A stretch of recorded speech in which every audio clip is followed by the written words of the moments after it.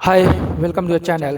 Today is the fourth day of the fourth chapter of the magic of thinking big. That is how to think big.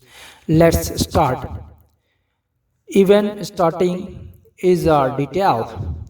A sales executive told me how even starting is a mere detail in salesmanship if the fellow has the really important qualities. I have a friend, also a sales executive, who loves to play practical jokes, though sometimes these jokes are not jokes at all. A few months ago, a young fellow called on my practical joking friend and asked for a sales job. The fellow had a terrible stutter, though, and my friend decided here was a chance to play a joke on me. So the friend told the stammering applicant that he was in the market for a salesman right now, but one of his friends had a spot to fill. Then he phoned me, and boy, did he give this fellow a build up, not suspecting anything. I said, send him right over.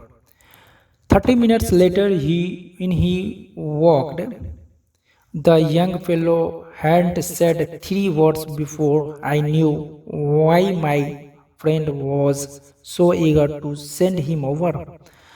I am Jack, or he said, Mr. X sent me over to you about the job. Almost every word was a struggle. I thought to myself, this guy couldn't sell a dollar bill for 90 cents on Wall Street. I was sore at my friend, but I really felt sorry for this fellow. So I thought the least I could do was to ask him some polite questions while I thought of a good excuse as to why I couldn't use him. As we talked on, however, I discovered this fellow was no stoop.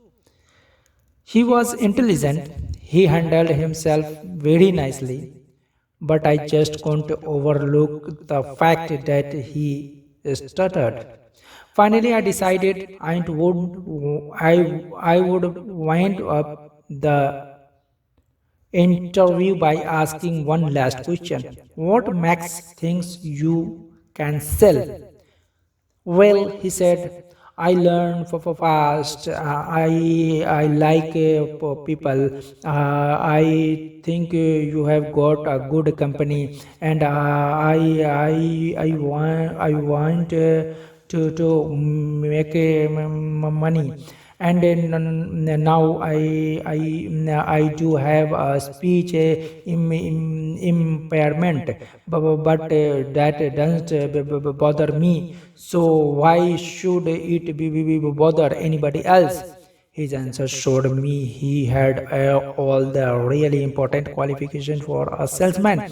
I decided right then to give him a chance, and he is working out very well.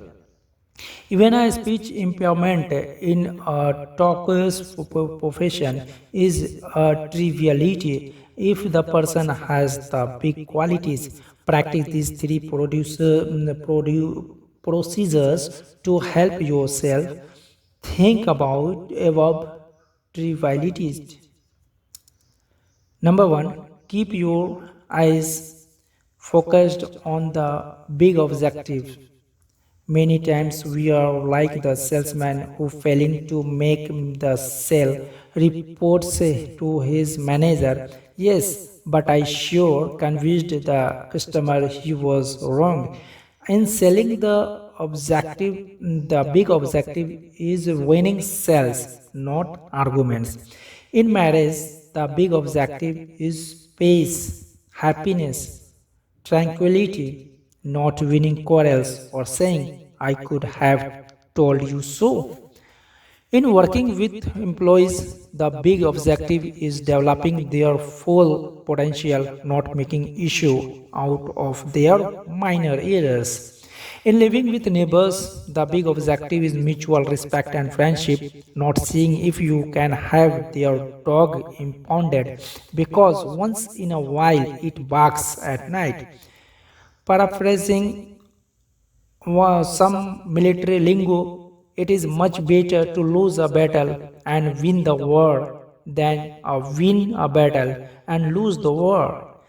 Resolve to keep your eyes on the big ball.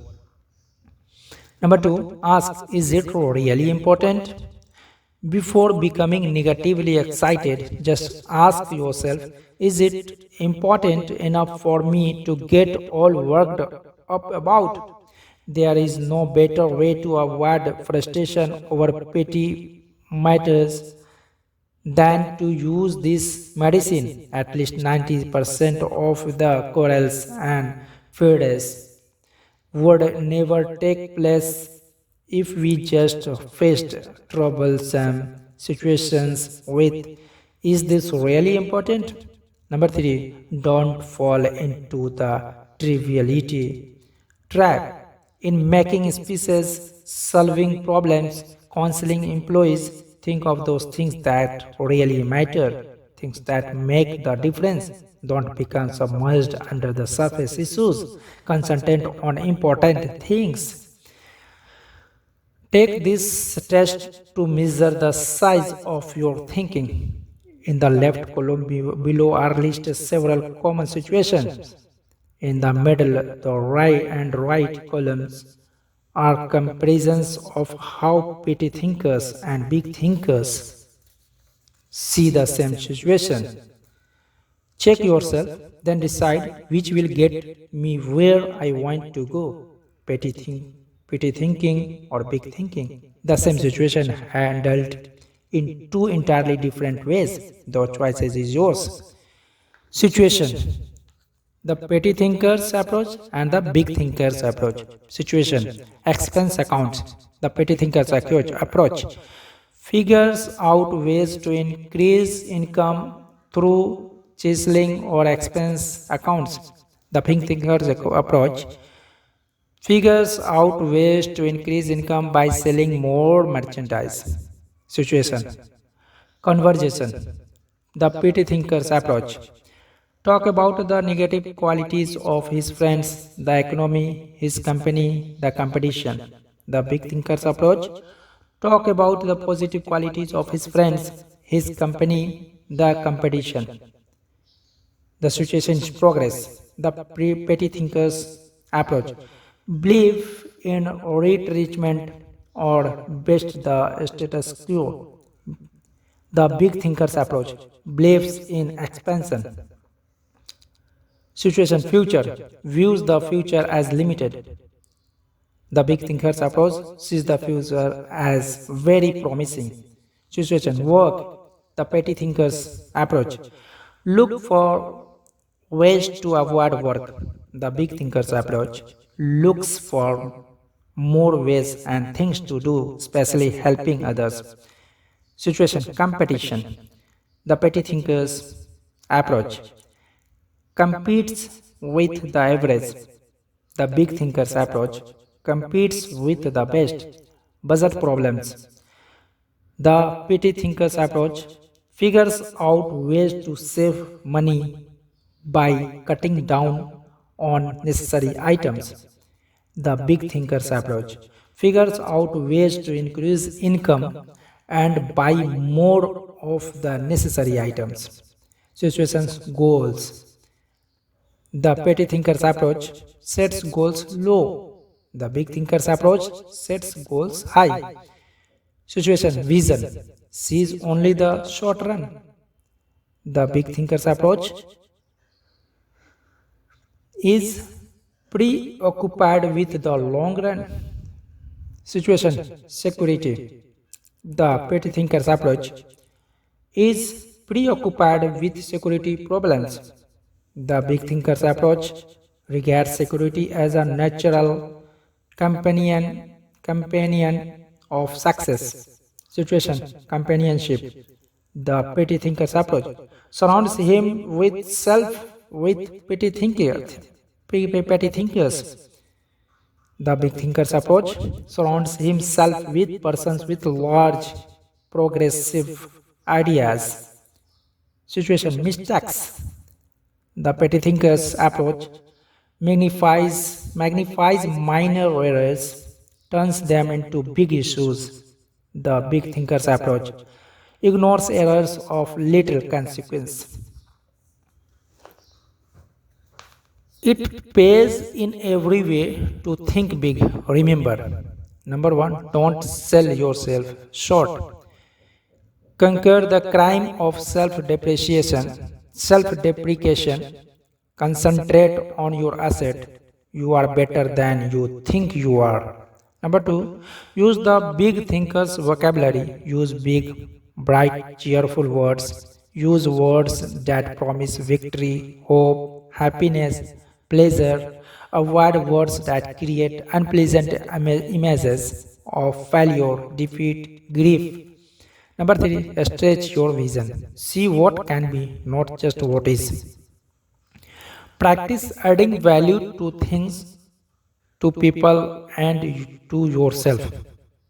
Number four, get the big view of your job. Really think your present job is important. That next promotion depends mostly on how you think toward your present job. Number five, think above trivial things. Focus your attention on big objectives. Before getting involved in a petty matter, ask yourself, is it really important? Grow big by thinking big. Today is the end of how to think big. If you are new on the channel, subscribe it and press bell icon so the new video uploaded up notification you will get. Don't forget to like and share. Thank you so much. On the next day we will start with the fifth chapter, how to think and dream creatively. Thank you so much.